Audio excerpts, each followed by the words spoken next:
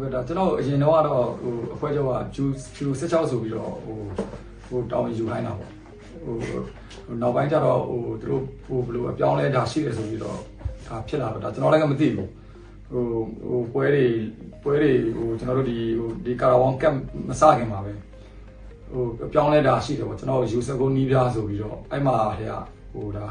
အသေးစိတ်ပေါ့သူတို့စီစဉ်ပြီးတော့ဒါခန့်ထားတာပေါ့ခုနောက်ပိုင်းကျွန်တော်တို့ဒီကာရာဝန်ကမ်မှာကျွန်တော်တို့ချန်ပီယံဖြစ်တယ်ပေါ့ပြီးတော့ကျွန်တော်တို့ user မှာလည်းချန်ပီယံဖြစ်တော့ဒီခန်းလိုက်တဲ့ကျွန်တော်ခန်းတဲ့ပုံမှာပိုကောင်းသွားတယ်လို့ကျွန်တော်တို့ထင်တာပေါ့နော်ကျွန်တော်လည်းလောက်ရခိုင်းတာကိုယုံကြည်မှုတွေလည်းပိုရလာတော့ကျွန်တော်ဒီပုံမှာတော့ပိုပြီးတော့ဝမ်းသာပါတယ်ကျွန်တော်တောင်းဝင်ပေးတဲ့လူတွေကိုလည်းအကုန်လုံးလည်းယုံကြည်နဲ့တောင်းဝင်ပေးတဲ့လူတွေအကုန်လုံးလူကြီးမင်းတွေပေါ့အကုန်လုံးလည်းကျွန်တော်ကျေးဇူးများတင်ပါတယ်ကျွန်တော်တို့စစ်ချက်ပြီးတော့အကောင်းဆုံးပြင်ဆင်ပါမယ်လို့ပြောချင်ပါတယ်ဟုတ်ကျွန်တော်ကတော့အဓိကတော့ကလေးတွေကိုပေါ့ဒီ user ကိုရှိတဲ့ကလေးတွေတော့ဒီကတော့ကျွန်တော်ရဲ့ဦးဆုံးလောက်မှာစိတ်တက်ပိုင်းတွေပေါ့နော်သူတို့ကလေးတွေမှာအကုန်လုံးကရေချင်းတွေရှိတယ်ခုကျွန်တော်တွေ့တဲ့ကလေးတွေပေါ့နော်ကျွန်တော်ရွေးထားတဲ့ကျွန်တော်ရာထားတဲ့ကလေးတွေပေါ့အကုန်လုံးကသူ့အနေနဲ့ဆိုဒါပေမဲ့စိတ်တက်ကြတော့အကုန်လုံးကကျွန်တော်ထင်တယ်ကောင်းနေမှာတော့မှာတယောက်ကပြင်းတဲ့လူပါမယ်တယောက်ကနော်ကြိုးစားနေတဲ့စိတ်မရှိဘူးဖြစ်နေမယ်တယောက်ကတော့ကိုယ်ထင်ကြီးတဲ့လူဖြစ်နေမယ်ပေါ့နော်တယောက်ကတော့ညီကိုစိတ်မိသားစုစိတ်တွေမရှိဘူးအမျိုးစုံပေါ့ဗျစိတ်ပိုင်းကတော့ဒါတယောက်တော့ကျွန်တော်ဒါဒီအဲ့ဒီစိတ်တွေကိုကျွန်တော်တို့ကဦးဆုံးကျွန်တော်တို့ကဒီသွေးလေးဖြစ်အောင်နိုင်လိုစိတ်တွေပြင်ရမယ်ကြိုးစားနေတဲ့စိတ်တွေအကုန်လုံးဖြစ်ရမယ်တယောက်တည်းဖြစ်လို့တော့မရအောင်မြင်နေတယ်ဆိုရင်တော့ကျွန်တော်တို့အုပ်စုနဲ့သွားတဲ့အတွက်ကြောင့်မလို့ဒီလိုစိတ်မျိုးကမောင်ချူဖြစ်မောင်ဒီလည်းဖြစ်တာမောင်ဒီဖြစ်မောင်အဲ့လိုပေါ့နော်အကုန်လုံးမှာဒီ14ယောက်လုံးဆို14ယောက်လုံးဖြစ်ရမယ်ရောင်းနေဆိုရောင်းနေလုံးကဒီစိတ်တွေဖြစ်နေတယောက်နဲ့ဖေးမနေရမယ်ကုညီနေရမယ်တယောက်အလက်တွဲခေါ်နေရမယ်အဲ့လိုစိတ်မျိုးတွေဖြစ်အောင်တော့ဦးဆုံးကျွန်တော်ကတော့စိတ်တက်ပန်းဆိုင်ရာတွေကိုဦးဆုံးသင်တယ်ပြီးတော့ဘောလို့ဒီဖူဆယ်ကိုပို့ပြီးတော့နားလေလာပေါ့ဖူဆယ်ကစားနည်းကို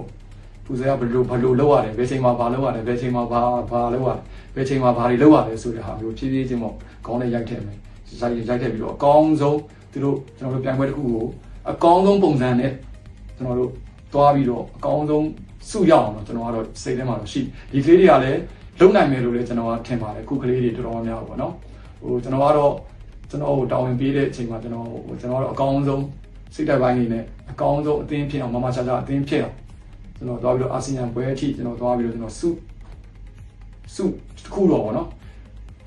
စုတစ်ခုတော့ရအောင်တော့ကျွန်တော်ယူမယ်လို့ကျွန်တော်ကတော့20 program တွေကတော့အားလုံးကျွန်တော်အခုလောလောဆယ်မှာတို့ယာထားတာပေါ့20 4ရက်လုံးမယ်ပေါ့ဒါရန်ကောင်းကလေးတွေ4ရက်ဒီမန္တလေးလူတွေနဲ့ဒါတော့ဒီတော့ official ချမပြသေးဘူးတကယ် official ချပြပြီးအပိသက်လူစင်းတွေချပြပြီးွားရင်တော့20ကဒီ debate ကို accession ပေါ့ကျွန်တော် debate ကိုတော့ဖြည်းဖြည်းချင်းခေါင်းနဲ့ရိုက်ခဲ့ရမှာပေါ့ဟိုဒီနေ့ defend ပိုင်းတင်ပါလားဒီ defend တင်မယ်ဒီနောက်နေ့ကျရင်အတက်လာဒီ debate က defend တင်မယ်ဆိုနောက်တစ်ပတ်ကအတက်လာပြီးကျွန်တော်တို့ကဘယ်ချိန်မှာဂျင်လုပ်မယ်ပေါ့နော်ဒီ fitness တွေပေါ့ဘယ်ချိန်မှာလုပ်မယ်ဘယ်ချိန်မှာတော့အိတ်ကြမယ်ဘယ်ချိန်မှာကျွန်တော်တို့ဒါမီတင်လုပ်မယ်စီဝေးတွေလုပ်မယ်ဆိုဒါကတော့ကျွန်တော်ဖြည်းဖြည်းချင်းပေါ့ရန်ကြီးကလေးတွေဆိုတော့ရန်ကြီးလည်း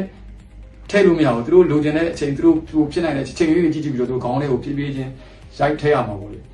အကောင်းဆုံးပေါ့ဖြည်းဖြည်းချင်းပေါ့ဗျာကိုယ်ဖြည်းဖြည်းချင်းကျွန်တော်တို့တွေဒီအာဆီယံပွဲမသွားခင်မှာကျွန်တော်အချိန်အများကြီးရတာကျွန်တော်ထင်တယ်တလားခွဲလောက်တော့ရမှာထင်တယ်တလားခွဲလောက်မှရတယ်ဆိုတော့ကျွန်တော်တလားလောက်ကတော့သွားရင်နောက်15ရက်လောက်မှတော့ကျွန်တော်